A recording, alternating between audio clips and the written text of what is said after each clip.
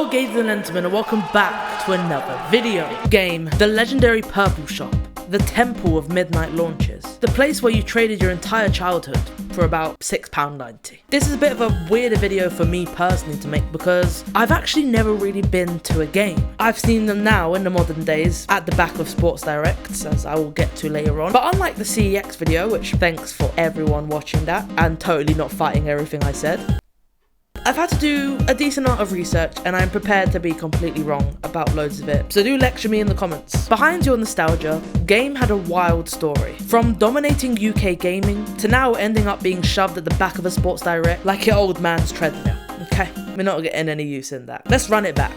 And like your old man. Game started in 1992, founded by Terry Norris and Bev Ripley. It wasn't even called Game. At first it was called the Rhino Group. Man said, let's sell discs. The rest was history. By the 2000s, Game was unstoppable. They even bought rival shops, like Game Station. If you wanted a new FIFA, GTA, Call of Duty, Game was the spot. Problem is, you'd walk in with about 47 games, a controller and maybe some of your nan's jewelry and get under £10 in store credit. And from researching this, it's apparent to me that their trade-in was way worse than CEX. At its peak in 2009-2010, Game was pulling in over 1.6 billion a year in sales. That's more money than YouTubers have wasted on FIFA packs. Actually, nah, it's about the same. But here's the twist. Big sales don't mean big profits. I know you're learning this for the first time, but you will be okay, child. New game margins were tiny. On a £40 game might only make a fiver. Meanwhile, they had 1,300 stores worldwide, which they had to pay for rent, employees, stock, loans, the lot. And they'd have to borrow heavily to expand. So yeah, the revenue looked huge, but under the hood, their finances were wobbly. It's like flexing a Lambo when you've got £2.69 in your bank account. In 2012, it all fell apart. Game relied on credit terms with publishers, basically borrowing their stock and then just paying later. But insurers stopped covering them, and suddenly, companies like Nintendo, EA, and Capcom refused to sell games with them. So Game couldn't stock classics like Mario Party 10, a very well-loved Mario Party, for sure. What else did you want me to say? And it's a great game.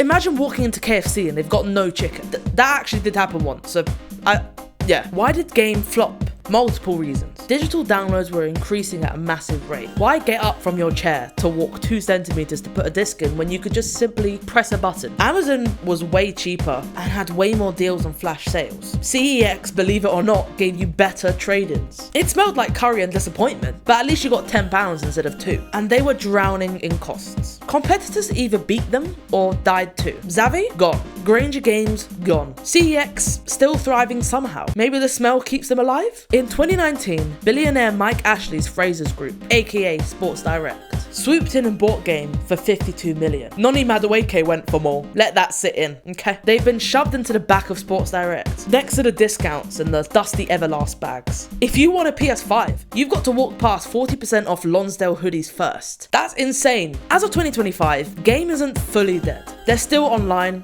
still flogging games, chairs and Pokemon merch. But on the high street, they're finished. Game went from the gamer's paradise to the bargain bin in Sports Direct, and I wouldn't even call it that. The prices are pretty crazy, and last time I went to the back of a Sports Direct, the only games they had was Transformers on the Switch. Who is buying that? So that's the rise and fall of Game, from childhood nostalgia to others, to being folded in the tracksuit aisle. Rest in peace, Game. Thanks for watching. As I said, be sure to berate me in the comments. I don't actually mind it. After my CEX video, I learned a lot about the company and I'm kind of glad I did. And this one is very special because, as I said, not got any experience. I don't think I've made a single purchase at Game in my life. So please tell me, what are some of your favorite or least favorite memories of the store? I do read them all. I am very interested to know. And I'll see you later, fam-a-lam.